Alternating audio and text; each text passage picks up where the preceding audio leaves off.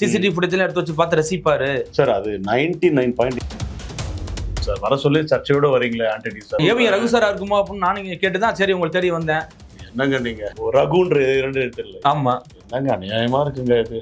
ஒருவேளை படம் வேற பண்றீங்க, ஒருவேளை நீங்க ஏதாவது கிசில மாட்டிருப்பீங்களான்னு நினைச்சேன். அதெல்லாம் ஒண்ணு இல்லைங்க. ஒருத்தர் வராங்கன்னா பாடுறது தான் வருவாங்க, மற்றபடி யாருக்கும் அந்த எண்ணம் வராது சார். பாலியல் ரீதியா தொந்தரவு பண்ணாரு அப்படின்னு சொல்லிட்டு இன்னைக்கு ஒரு இசையமைப்பாளருடைய இன்னைக்கு மண்டை வந்து இன்னைக்கு ஆத்தாடி பாவோட காத்தாட மாதிரி இன்னைக்கு போயிட்டு இருக்கு. தப்பு சொல்லல நான், புரியுதுங்களா? சில பேர் கொஞ்சம் தவறி போறாங்கன்னா அந்த அன்பு கிடைக்காம ஆதங்கம் கிடைக்காம தான் போறாங்க. ஆனா உலகத்திலே அவர் வந்து என் காலெல்லாம் விழுந்தாரு, என் தங்கச்சியெல்லாம் பார்த்தாங்க. சரி, சில பேர் அது 100ல் யாரோ ஒருத்தர் பண்றாங்கன்னா அது புதிய சிந்தனை நேயர்களுக்கு வணக்கம். இன்றைய சிறப்பு நேர்காணலில் நம்மளிடம் இருக்கும் சிறப்பு விருந்தினர் பிரபல இசையமைப்பாளர் திரு ஏவிஎம் ரகு அவர்கள். சார் வணக்கம். வணக்கம். எப்படி சார் இருக்கீங்க? நல்லா இருக்கேன் சார். சொல்லுங்க சார். உங்களை இன்டர்வியூ எடுக்க முன்னாடி ஒரு பாட்டை கேட்டு இன்டர்வியூ எடுக்கலாம்னு பாக்குறேன். ஆமா, எப்பவுமே அதான் கேட்பீங்க நீங்க. சொல்லுங்க சார். ஒரு இளையராஜா சாங் ஒன்னு ப்ளே பண்ணுங்க சார். சரி, என்ன பாட்டு வேணும் உங்களுக்கு? ஆத்தாடி பாவாட காத்தாட. ஏன்னா அதான் இன்னைக்கு ரொம்ப இதா போயிட்டு இருக்கு. ஆரம்பமே ஒரு சர்ச்சை தான் இருக்குது. சரி, உங்களுக்காக அந்த அதற்கான லீடு அப்புறம் சொல்றேன். அந்த சாங்கை ப்ளே பண்ணி காமிச்சா நல்லா இருக்கும். ஆத்தாடி பாவாட காத்தாட, காத்தாடி போல் நெஞ்சும் கூத்தாட, காத்தாட நெஞ்சில் கூத்தாட, குளிக்குது ரோஜா நாத்து, தண்ணி கொஞ்சம் ஊத்து ஊத்து, ஆத்தாடி பாவாட காத்தாட.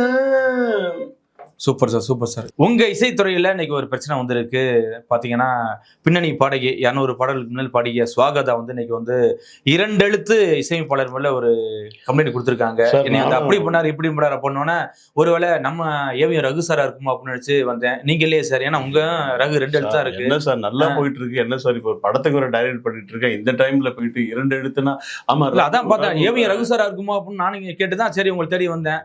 என்னங்க நீங்க சொல்லுங்க சார். வர சொல்லி சர்ச்சையோட வரீங்களே ஆண்டனி சார். சொல்லுங்க சார். சார் இப்ப இது மாதிரி சர்ச்சை கிளம்பா உங்களுக்கு நிறைய இல்ல நான் பீக்ல போவீங்க. அதெல்லாம் இல்ல சார். இப்ப படம் டைரக்ட் பண்றவங்களுக்கு தெரியும். ஆமா, அதுல நிறைய யூடியூப் இன்டர்வியூ நான் உண்மையிலேயே சொல்றேன் கொஞ்சம் அவாய்ட் பண்ணிட்டு இருக்கேன். ஏன்னா எதனா ஒண்ணு மாட்டிக்க ஆகி இப்போ வந்துட்டு நீங்க சரி ரொம்ப தொந்தரவு கொடுத்தீங்க, சரி கொஞ்சம் பிரேக்ல வாங்க சார் சொல்லிட்டேன் நான். சொல்லுங்க சார். 20 வருஷமா நீங்க இசைத்துறையில இருந்திருக்கீங்க, சினிமா துறையில இருந்திருக்கீங்க. இன்னைக்கு புதிய பரிமாணமா இன்னைக்கு இயக்கம், அதுக்கப்புறம் நடிப்புன்னு போயிட்டீங்க. எப்படி சார்? ஆமா சார், அது ஆக்சுவலி ஒரு ஸ்கிரிப்ட் ஒன்று வச்சிருந்தேன் நான். உங்களுக்கு தெரியும், ஒரு 200 டைரக்டர் எனக்கு தெரிஞ்சு ப்ரொடியூசர் இல்லாம இருக்காங்க. எனக்கு நல்ல ஒரு ப்ரொடியூசர் கிடைச்சாங்க.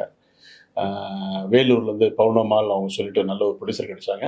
ஸ்கிரிப்ட் சொன்னோன்னு ஓகே பண்ணிட்டாங்க. ஓகே பண்ணிட்டு இப்போ ஒர்க்கு போயிட்டு இருக்கு சார். அறியாத பசங்க ஒரு இப்போ லேட்டஸ்ட் வெர்ஷன்ல பசங்க எப்படி இருக்காங்கன்னு சொல்லிட்டு இதுல நான் சுகி பாயா ஒரு வில்லன் கேரக்டர். சூப்பர்.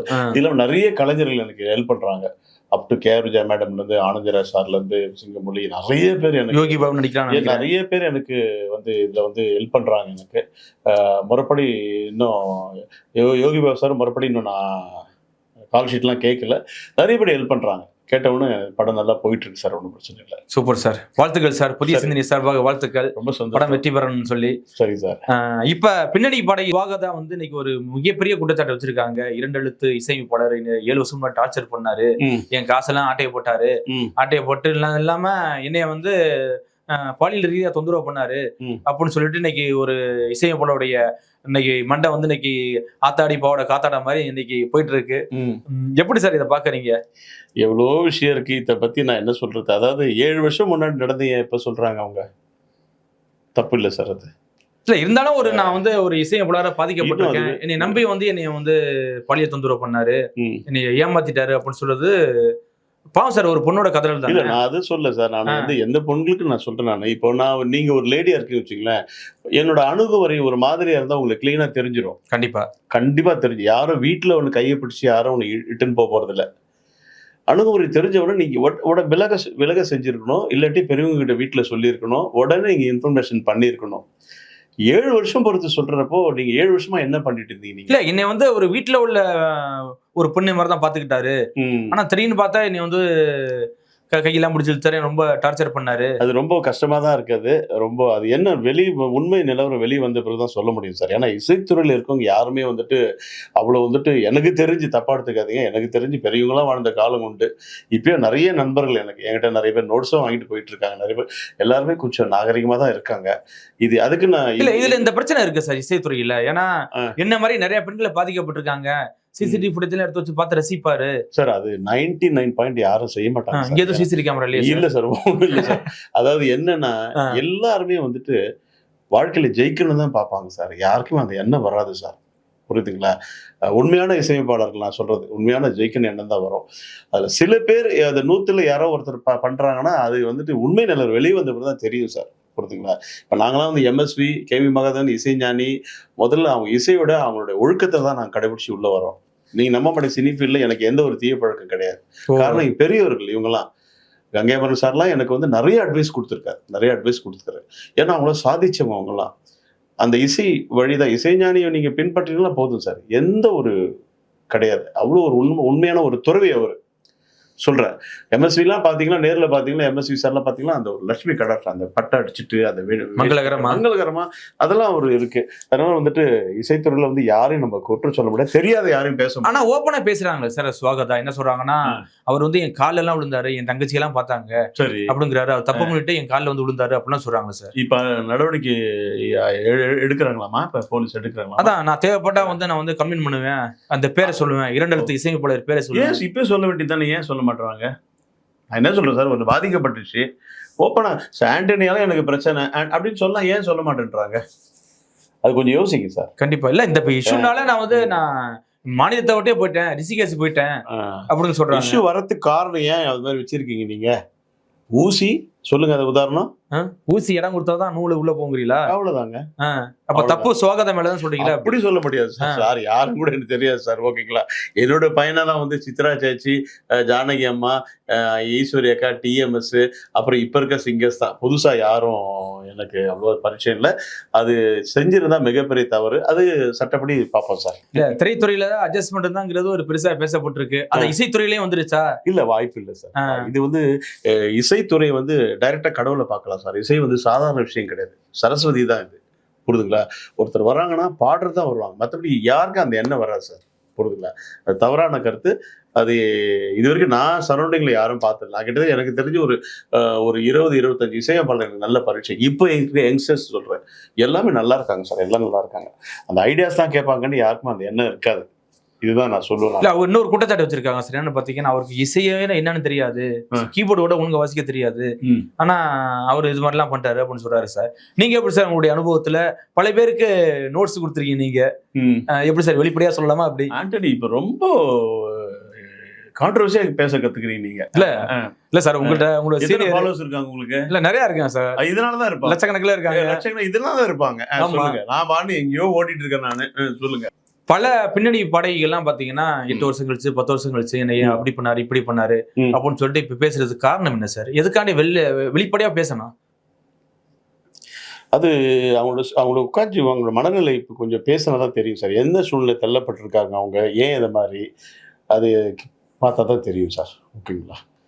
அதான், வேற ஒண்ணும் இல்ல. இல்ல சார், இப்ப இதை பத்தி நம்ம வெளில சொன்னோம்னா நம்மளுக்கும் அசிங்கம் தானே சார். பெண்ணா அவங்களுக்கும் அசிங்கம் தான். ஆனா எதுக்கு வெளியில வந்து சொல்றாங்க? வெளியில சொல்ற மாதிரி அவங்க ஒரு மனநிலைக்கு ஆளாக்கப்பட்டிருக்காங்க. அதை நல்லா பார்க்கணும். ஒரு பெண்ணுன்றவர்கள் தன்னுடைய ஆதங்கத்தை வெளியே சொல்றாங்கன்னா எந்த அளவு அவங்க பாதிக்கப்பட்டிருக்காங்க ஒரு விஷயம் இருக்கு சார். அது பாவம். ஏன்னா சொல்ல மாட்டாங்க. சாதா ஒரு சின்ன ஒரு பிளவுஸ் அப்படி தூக்குனாலே மறைக்கிறாங்க. நம்ம தமிழ் கலாச்சாரம். அதான் ஞாபகம் வச்சுங்க. புரியுதுங்களா? உலகத்திலே தமிழ் கலாச்சாரம் அந்த பெண்கள் உலகத்துல யாருமே கிடையாது. புரியுதா சார்? கணவன் வந்துட்டு 8 வருஷமா துபாயில இருப்பான் சார். அவங்களுக்காக இங்க இருப்பாங்க சார். கண்டிப்பா தன் குழந்தைக்காக இருப்பாங்க. கிராமத்துல நிறைய பேர், கிராமத்துல எல்லா சிட்டில இருக்காங்க சார். தப்பு சொல்லல நான். புரியுதுங்களா? சில பேர் கொஞ்சம் தவறி போறாங்கன்னா அந்த அன்பு கிடைக்காம, ஆதங்கம் கிடைக்காம தான் போறாங்க. ஆனா உலகத்திலே நான் சொல்றேன், தமிழ் நாட்டு பெண்கள் மாதிரி யாருமே கிடையாது சார். புரியுதுங்களா? அவ்வளவு ஒரு பாரம்பரிய நம்மளுடைய தமிழ் கலாச்சாரம். இப்ப இவங்களே பாத்தீங்கன்னா கிட்டத்தட்ட 200 பாடல்கள் மேல பாடியிருக்குன்னு சொல்றாங்க. அவர் சொன்னதுக்கு அப்புறம் தெரியும் இத்தனை பாட்டு பாடியிருக்காங்களா அப்படின்னு.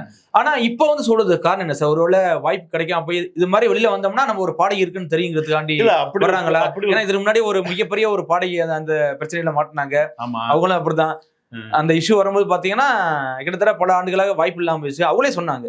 சோ ரீஎன்ட்ரி கொடுக்கறது பாக்குறாங்களா எப்படி சார்? ஆண்டனி, எவ்வளவோ கொஸ்டின் இருக்கு ஆண்டனி. என்ன ஆண்டனி நீங்க? இல்ல சார், திரைத்துறையில இருக்கிறீங்க, அதுவும் உங்க சம்பந்தப்பட்ட இசைத்துறை ஒரு ஓப்பனா அடிக்கு 2 எழுத்து இசையமைப்பாளர் சொல்லுது அப்படிங்கும் போது என்னதான் பிரச்சனை? ஒரு பக்கம் இசையமைப்பாளர் மேல தவறா இல்ல படை மேல தவறா? நீங்க வந்த நோக்கம் அந்த 2 எழுத்துல அதுல என்ன மாட்டீங்கன்னா? ஆமா சார், ரகுன்ற 2 எழுத்துல. ஆமா, என்னங்க அநியாயமா இருக்குங்க இது. ஒருவேளை படம் வேற பண்றீங்க, ஒருவேளை நீங்க ஏதாவது கிசுகிசுல மாட்டிருப்பீங்களான்னு நினைச்சேன். அதெல்லாம் ஒண்ணு இல்லைங்க, நீங்க வேற சொல்லுங்க, நான் பாட்டு ஓடிட்டு இருக்கேன். சொல்லுங்க. இதுதாங்க, வேற ஒன்றும் இல்லைங்க. அது அந்த அந்த முழு அந்த அந்த அந்த சர்ச்சை வந்து வெளியில முழுசா வந்த பிறகுதான் நான் சொல்ல முடியும். இல்ல பல பேர் இந்த ஏஐ வந்ததுக்கு அப்புறம் சார் ஒழுங்கா இசையமைக்கிறது இல்ல, ஏஐ மிக்சிங் பண்ணி பண்றாங்க. இப்ப அவங்க சொன்ன குற்றச்சாட்டு உண்மைதானே? அந்த குற்றச்சாட்டு நான் போல. ஏஐ என்பது ஆர்டிபிஷியல் இன்டெலிஜென்ட், புரியுதுங்களா? அது என்னன்னா மனிதனுடைய மூளையை மக்க செய்கிறது. இப்ப நீங்க ஒரு சுச்சுவேஷன் சொல்றீங்க, நீங்க ஒரு பேத்தாஸ் வேணும், எனக்கு ஜாலி மூடுவேன்னா நான் மூளையை கசக்கி போடணும், டியூன் போடணும். இந்த டியூன் இது வரைக்கும் மியூசிக் டைரக்டர் பண்ணாத ஒரு இதுவா இருக்கு. கண்டிப்பா இல்லட்டியா சார், ராஜா சார் போட்டாரு, ரஹ்மான் சார் போட்டாரு, எம்எஸ்வி போட்டா சொல்றீங்க. ஆனா ஏஐ அப்படி இல்லை. உனக்கு என்ன வேணும் அப்படி தட்டின உடனே கிட்டத்தட்ட ஒரு 1000 டியூன் வருது. ஸோ அப்போ கிரியேட்டுக்கு வேலை இல்லாம போயிருமே சார். கிரியேட். அதனால பாடல் இன்னைக்கு வந்துட்டு இது வந்து நான் ஆணித்தரமா சொல்லுவேன். நான் இன்னைக்கு வந்து 10 மணி மேல தூங்கி வைக்கிறது ஒரு எம்எஸ்வி இளையராஜா தானே சார்? கண்டிப்பா, புரியுதுங்களா? கார்ல போறீங்க, மதுரை வரைக்கும் போறீங்க, யார் பாட்டு? இவங்க பாட்டு தானே சார். அது வந்து மேனுவல் கிரியேஷன். ஏஐ பாட்டு கேளுங்க, இப்போது பாட்டுல வந்து கெண்டி வரைக்கும் தர மாட்டேங்குது. ஓப்பனா சொல்றேன் நான். உண்மைதான். ஆனா ஆடியன்ஸ் மக்கள் கேட்க தயாராக இருக்கிறார்கள். அதுல எந்த மாற்றம் கிடையாது. மக்கள் வந்து ஆனா நீங்க சொல்றப்ப நிக்க மாட்டேங்குதா சார் மைண்ட்ல? இப்ப ஒண்ணு இல்ல, இப்போ நம்ம குளிச்சுட்டு இருக்கும்போது ஒரு இளையராஜா சாங்கோ இல்ல தேவாசர சாங்கோ ஏதோ ஒன்று சாங் கேட்கும் போது கிட்டத்தட்ட ஒரு 4 மணி நேரம் அந்த முணுமுணுக்கு போயிட்டே இருக்கு. சோ ஆனா இப்போ உள்ள பாட்டும் தியேட்டர் விட்டு வெளில வந்து மறந்துடுறாங்க. அது இசையமைப்பாளர் ஒரு காரணம் சொல்லுவேன். மற்றபடி டைரக்டர் வாங்கணும் சார், வேலை வாங்கணும் அவங்களுக்கு. ட்ரெண்ட் செட் சொல்றாங்க, அதெல்லாம் சும்மா சார். ட்ரெண்ட் செட்லாம் சும்மா பேச்சு. இதெல்லாம் நல்ல பாடல நல்ல. இப்ப பாருங்க, தாய் கிழவி ஒரு பழமையான படம், அது ரசிகை கொண்டாடுறாங்களே. ராதிகா வந்து எனக்கு தெரிஞ்சு மேடம் ராதிகா மேடம் வந்து 45 வருஷம் நடிக்கிறாங்க. இப்ப நடிச்சு சக்சஸ் ஆயிருக்காங்களே. ஆமா, ஏன் பழைய ஆக்டர்ஸ் விட்டு ஒதுக்கலையே? அந்த ஒரு இதுதான் பாக்குறாங்க. இல்ல அதான் சார், இப்ப நீங்க சொன்ன மாதிரி ஒரு பர்டிகுலர் படம் தான் இப்ப நீங்க சொல்றீங்க. நீங்க சொன்ன மாதிரி தாய்க்கிழன்னு ஒரு படம் தான், அதுக்கு முன்னாடி ஒரு 100-150 படம் ரிலீஸ் ஆயிருக்கு. ஆனா அந்த அத்தனை படம் பேசப்படலையே சார். ஸ்கிரிப்ட் பண்ணணும் சார். இவங்க களத்துல வந்து ஸ்கிரிப்ட். இப்ப எனக்கு ஒரு படம் கிடைச்சிருக்கு, நான் மேதாவித்தனமா பேசணும்னு நினைக்காதீங்க. மியூசிக் டைரக்டரா இத்தனை வருஷமா இருந்தேன், என்னோட டைரக்டரா ஆயிருக்காங்க. நான் எவ்வளவு கவனம் செலுத்து தரேன். என்னட்டு ஒரே வார்த்தை சொல்லுவாங்க, யோ மியூசிக் டைரக்டர் வேலையை பார்த்துட்டு போகாது, ஏன் டைரக்டர் அப்படின்வாங்க. ஆமா, அதனால இந்த களத்தை வந்து பொறுமையா நான் பண்றேன் நான். அதுக்கப்புறம் மக்களுடைய இதுதான் சார். நம்ம வேலையை ஒழுங்கா செஞ்சா கண்டிப்பா பலன் இருக்கு சார். இப்போ உள்ள புதுமுக இசையமைப்பாளர்களுக்கு அந்த அளவுக்கு திறமை இல்ல சொல்றாங்களே சார், எப்படி சார்? திறமைன்னு சொல்ல முடியாது. இப்ப நீங்க சொல்ற மாதிரி இப்ப நீங்க ஒரு சுச்சுவேஷன் சொன்னா கூட நீங்க டியூன் போட்டுருவீங்க, நோட்ஸ் எடுத்துருவீங்க. ஆனா இப்ப உங்கள்கிட்ட வர புதுசா இசையமைப்பாளர்லாம் எப்படி சார் நீங்களே நோட்ஸ் கொடுக்கல கேக்குறாங்களா எப்படி? இல்ல உண்மை சார். இப்போ வந்து நான் வந்துட்டு சாஃப்ட்வேர் கீபோர்டு எல்லாமே தெரியும். இதுல நான் ஏன் கம்போஸ் பண்றேன்னா 300 மாதிரி பண்ணிருக்காங்க. ஜீவன் இதுல தான் இதான் பேஸ். விஷுவல் கம்யூனிகேஷன் படிச்சுட்டு வரான், நேரம் வந்துட்டு மியூசிக் டைரக்டர் ஆயிடுறான். அப்போ ஒரு எக்ஸ்பீரியன்ஸ் ஒன்று இருக்குல்ல சார், எல்லாத்துக்கும் அனுபவம்னு ஒன்று இருக்குது சார், புரியுதுங்களா? நான் வந்து எத்தனை மியூசிக் டைரக்டருக்கு ஒர்க் பண்ணியிருக்கேன், அசிஸ்டண்டாக ஒர்க் பண்ணியிருக்கேன். நோட்ஸ்னால் என்ன, பார் கணக்குனா என்ன, ரீரெக்கார்டிங் எப்படி பண்ணுறது, அது எப்படி மார்க் போடணும், இதெல்லாம் வந்து அனுபவம் தான் சார். கற்றுக்கிட்டு அப்புறம் தான் சார் இதுக்கு வளர்ந்தேன். இப்போ டைரெக்டாக வந்துடுறாங்க, வந்துட்டு அந்த கலை நிலவரம் அவங்களுக்கு தெரிய மாட்டேங்குது. எல்லாத்துலையும் சேர்த்து தான் சொல்கிறேன் நான், புரியுதுங்களா? வந்துடுறாங்க, வந்த பிறகு தெரிய மாட்டேது. அனுபவம்னு ஒன்று இருக்குது சார். பட் வெற்றி தோல்வியை வந்து மக்கள் நிர்ணயிக்கிறாங்க. நான் ரொம்ப மூத்த அனுபவசாலி, நீங்க ஏன் அப்படியே இருக்கீங்க, அப்புறம் நேத்து வந்து மியூசிக் டைரக்டர் கோடிக்கணக்கு, அது கணக்கு கிடையாது. நம்ம நிக்க மாட்டேங்கிறாங்கல்ல, அது குறிப்பிட்ட படத்துக்கு அப்புறம் அவ்வளவுதான் காணாம. நம்ம பிடிச்ச தொழிலை செய்யறோம், அதுவே ஒரு பெரிய திருப்தி சார். கிளவுஸ் போட்டு ரெடியா உட்காந்துருக்கேன், நம்ம ரவுண்ட் வந்து நாக் அவுட் பண்ணலாமே, அவ்வளவுதான். அது வரைக்கும் வெயிட் பண்ணுவோம் சார். ஏற்கனவே நம்மளுக்கு கண்டிப்பா கை கொடுக்கும் சார். இதுதான் மேட்டர். இசைத்துறை தாண்டி இன்னைக்கு வந்து இயக்கம் டைரக்ஷன் போயிருக்கீங்க. எப்படி சார் சினிமா பொறுத்தவரை அட்ஜஸ்ட்மெண்ட் நிறைய இருக்கு சார்? இல்ல, இயக்கம்ன்றது வந்துட்டு ஒரு 54 செக்ஷன் சேர்ந்தது ஒரு இயக்கம். சாதாரண விஷயம் இல்லை, எல்லாரும் இயக்குனர் தான் இயக்கம், புரியுதுங்களா? ஒட்டுமொத்த department sir. Cameraman, art director, அப்புறம் வந்துட்டு எடிட்டரு, அப்புறம் வந்து hair dresser, makeup menu, location எல்லாமே பார்க்கணும். அந்த சீட் இப்போ எனக்கு கொஞ்சம் எக்ஸ்பீரியன்ஸ் இருக்கிறதுனால சமாளிக்க முடியுது எனக்கு, புரியுதுங்களா? படம் ஜெயிச்சா ஹீரோ பக்கம் போயிடுது, தோத்தா டைரக்டர் மேல வந்து அவ்வளவுதான். இது ரொம்ப டைரக்டருக்கு வாய்ப்பு இல்லாம போயிருது. டைரக்டர் அவ்வளவுதான், டைரக்டர் சரியா பண்ணல அப்படின்றாங்க. ஜெயிச்சவனு சார் ஹீரோ என்ன பண்ணிருக்காரு சார் என்ன அப்படின்னு பெர்ஃபார்மன்ஸ். என்ன பெர்ஃபார்மன்ஸ் பண்ணிருக்காங்க. பட் மொத்தமா டோட்டலி டைரக்டர் தான் சார் கம்ப்ளீட். இதை நான் வந்து அனுபவிக்கிறேன். அதனால தான் ஒரு ஸ்டெப்பை ரொம்ப பார்த்து வைக்கிறேன், ரொம்ப ஜாகிரதை வைக்கிறேன்.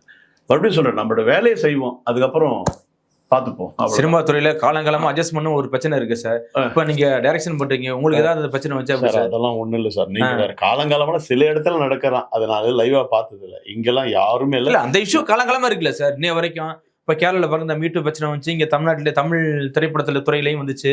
அப்படிங்கும்போது அந்த அட்ஜஸ்ட்மெண்ட் இருந்தாதான் வாய்ப்பா சார். எப்படி சார்? அப்படி இல்ல, இப்ப நான் நிறைய பேருக்கு வாய்ப்பு கொடுக்குறேன். நிறைய பேர் நீங்க எதுவும் அட்ஜஸ்ட் பண்ணது ஏன் தலைவர்? அதெல்லாம் ஒண்ணும் இல்ல தலைவர். இப்ப நிறைய என் படத்துல நிறைய பெரிய பெரிய ஆர்டிஸ்ட், உதாரணத்துக்கு பிரபல KR விஜயம்மா நடிக்கிறாங்க, நிறைய பேர் நடிக்கிறாங்க. புரிஞ்சுக்கலாம், அந்த ஸ்கிரிப்ட் பிடிக்கவே தான் எனக்கு. ஆனந்தராஜ் சார் ஓப்பனா இன்டர்வியூல சொல்றேன், ஸ்கிரிப்ட் வந்து கேட்க சொல்ல, அவர் வீட்டில் உட்காந்து கேட்க சொல்ல, அவரு 40 வருஷம் எக்ஸ்பீரியன்ஸ். ஸ்கிரிப்ட் கேட்டு உடனே அவர் ஒரு மாதிரி ஆயிட்டாரு, என்ன ரொம்ப டிஸ்டர்ப் பண்ணுறதுக்கு. நான் அவரே வாய்விட்டு சொன்னார், ஒரு மகா கலைஞன் ஒரு ஸ்கிரிப்ட் நல்லா இருக்கு, எப்படி இந்த படத்தை நான் பண்றேன் ஓகேவா அப்படின்றார். ஸோ ஸ்கிரிப்ட் தான் சார், இப்போ எல்லாமே ஹீரோ ஸ்கிரிப்ட் தான் சார். ரொம்ப சந்தோஷம். புதிய சிந்தனை. நன்றி சார்.